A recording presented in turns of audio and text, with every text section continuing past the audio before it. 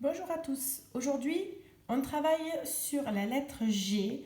Cette lettre peut chanter le son G ou le son J. Tu vas d'abord devoir faire les petites questions qui concernent l'image d'aujourd'hui.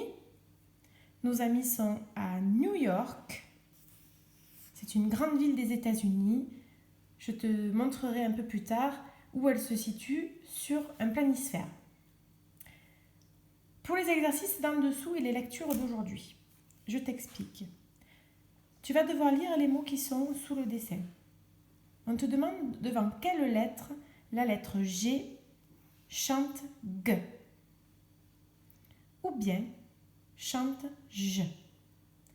Donc tu vas bien lire ton mot, tu vas observer la lettre G et tu vas regarder derrière la lettre G quelle est la lettre qu'il y a et comment chante la lettre G.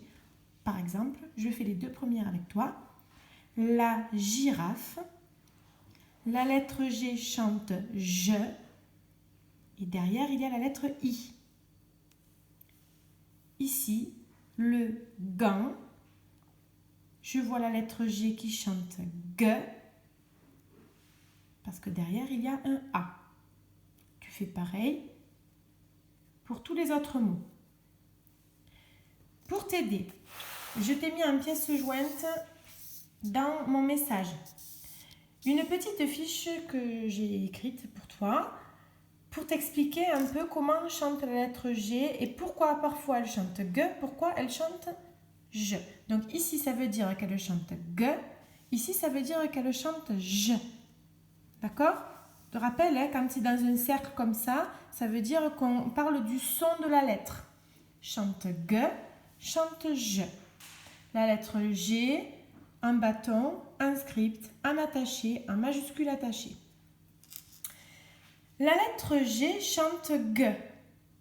Quand elle est devant le A, comme dans gâteau ou dans gant, donc le A, je vous rappelle que pour le A, on peut avoir le son E, A, I, on peut avoir le AN, on peut avoir le A, on peut avoir le O, A, U, d'accord? Donc à chaque fois que j'ai un G plus un A tout de suite derrière, ça chante ga. En tout cas, mon G chante G. Pareil avec le O, comme dans gorille ou dans goûter. Et également avec le U quand il est seul, comme dans déguster. Par contre, pour que mon G chante G devant le E, il va falloir que je rajoute la petite lettre U, comme dans le mot fatigué ou bien dans le mot figue. Si je n'avais pas ma lettre U, ça ferait fige ou fatigué. Je suis obligée de mettre un U après le G pour que mon G chante G devant le E ou le E ou le E. Pareil pour le I, pareil pour le Y. Pour faire guitare, je dois mettre un U, guitare. Sinon, ça me fait gitare. Et par exemple, pour le prénom Guy, eh bien, c'est exactement pareil. Je mets un U devant le Y. Guy.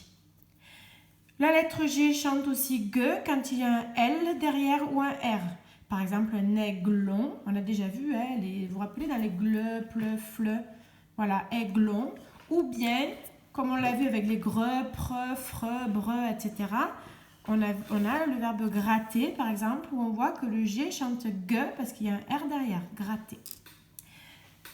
De l'autre côté, j'ai présenté les fois où le G chante J. Comme je l'ai dit tout à l'heure ici, là, quand j'ai la lettre G et que je veux qu'elle chante G, je suis obligée de mettre un U devant le E, le I et le Y. Si je ne mets pas ce U, mon G va chanter J. G plus E ou G plus I, G plus Y, ça chante je, J, J. Par exemple, G plus E, ça fait le mot gelé. G plus I, J, girafe. G et Y, J, gymnastique. Si je veux que ma lettre G chante J avec un A derrière, on a vu tout à l'heure qu'avec le A, GA ça fait ga, GO ça fait go, GU ça fait gu. Mais si je veux faire le mot orangeade, par exemple, eh bien, tu remarques que je suis obligée de rajouter un E après le G. G plus E plus A, ça fait ja.